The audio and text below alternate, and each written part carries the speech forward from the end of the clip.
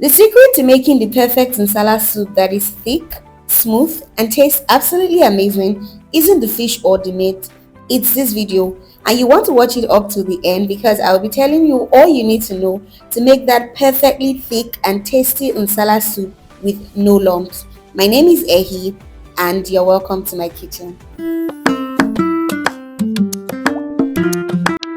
I usually start by toasting the seeds that I use for the Nsala soup, popularly known as white soup. I use the Uyayak stick, Ehuru seeds, Uziza seeds, and Uda seeds. I like to rinse all of these thoroughly first before toasting. Now, toasting is optional, so you can proceed to blend without toasting at all. But I think toasting amplifies that rich, native, smoky flavor, and I recommend that you try it too.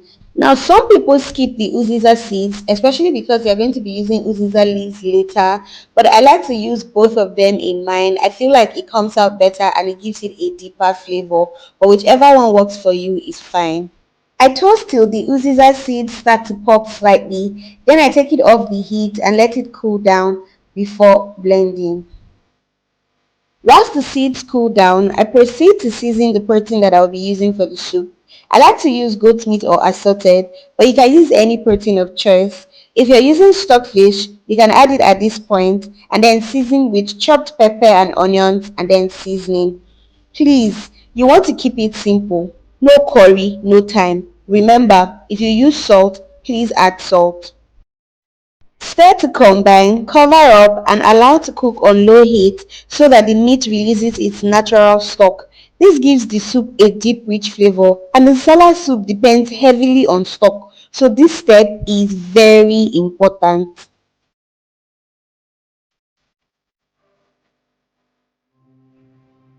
Now once the meat has produced its own liquid, you can proceed to add water so that the meat cooks through. And also, you need the water for the soup because Nsala soup's base is water. You want to give that a good mix, cover up and allow the meat to continue to cook. Whilst the meat is cooking, if you toasted the seeds earlier, it should be cool enough by now so you can go ahead to blend or pound the Uziza and Uda seeds. You do not need to blend the Ehuru and Uyayak stick, so you can take them out at this point. Now for the Uda seeds, you need to break it open and you may not be able to do that with your hands. So I use my pestle to break it open. You can use anything that works for you. You want to separate the inner part from the back because the back is a lot harder than the inner. The inner part is the part that produces the powder that we need for our Nsala soup.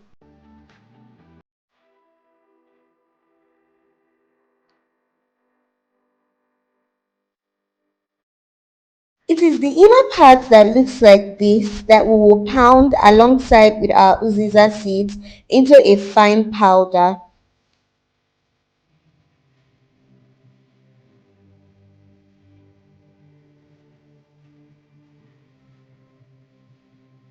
Once you are done pounding or blending, you should have a fine powder that looks like this.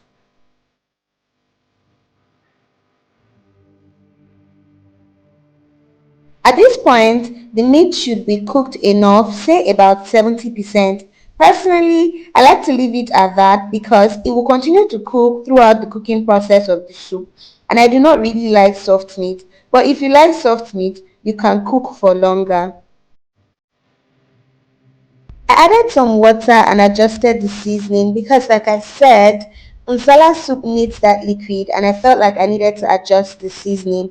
Added some crayfish, yellow habanero pepper which is very important in Nsala soup, some smoked catfish which is optional, the toasted Ehuru seeds and Uyayak steak, and some of the Uda and Uziza seeds powder. I like to add mine in two stages, but you can add yours all at once at this point. Now, if you're using smoked fish, now is the time to add it. I use Isa for this, but like I said, you can use any protein of choice. Add in your washed yam and your ogiri, which is very important in Nsala soup. You do not want to miss it. In fact, if you don't add ogiri to your Nsala soup, I don't know what you're making, but you're definitely not making Nsala soup. Maybe you are making pepper soup. Give that a very good stir till everything in the pot starts to fall in love with one another. Cover up the pot and allow this to continue to cook for about 15 minutes or until the yam is soft. Now, some people cook their yams separately, which is okay, but I think cooking it in the soup allows it to soak up all the flavors. So when you reintroduce it into the soup, it just balances out the taste and the flavors. Now that the yam is cooked and very soft, take out the yams to blend or pound. I like to count the yam chunks that I add into the soup so that I don't forget a whole chunk inside the soup because it will not be nice. So you can also count yours if you are using this method. Once I've taken out the yams, I add in the second part of the blended Uda and Uziza seed powder and some more water. You can always add water later if the soup is too thick, but I can eyeball how thick the soup will be because of the quantity of thickener that I have, so I do this instead. Stir the soup properly, cover and proceed to pound or blend your yam.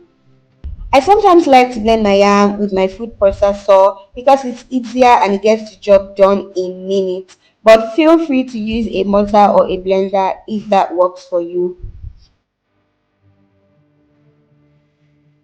You want your yam to be very smooth. If it has lumps, your soup will also have lumps. So please pay attention. You can add a little bit of water when you're pounding so that it comes out silky. But be careful of the quantity of water that you add because if it is too light, it will have a lesser thickening effect and you do not want that. But you also do not want it to be too hard because then it will take ages to dissolve in the soup and you just keep cooking and cooking and cooking and the yam never still melts inside your soup.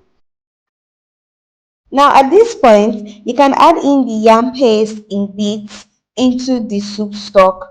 You can do this with a spoon or with your hands, but I feel like using your hands is a lot easier because then you have more control. I started with a spoon and I had to switch to my hands, but remember to wash your hands thoroughly before you do this. Please note that at this point, you want to watch the quantity of yam paste that you add into your pot because the more the yam, the thicker your soup. However, you can always add water to loosen up the texture later. Now, once you are done adding in all of the yam chunks into the soup, check to see if you need to adjust your seasoning. And if you are using fresh fish, now is the time to add it so that it cooks through before the yam completely dissolves. Give the soup a very good stir, cover it up and allow the soup to cook for about 15 to 20 minutes or until the yam dissolves completely. You can also decide to cook your fresh fish separately and introduce it at this point if that works for you, but I prefer to do mine like this.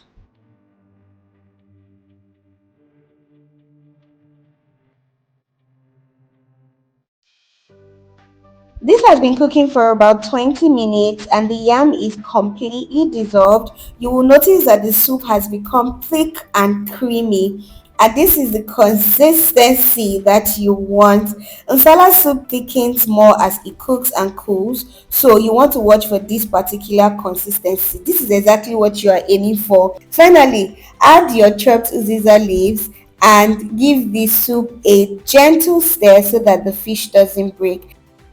Let us simmer for about 2 to 3 minutes and the soup is ready. Nsala is best enjoyed hot with pounded yam or in my own case fufu. Let me know in the comments if you found this helpful and please don't forget to like, share and subscribe. Bye.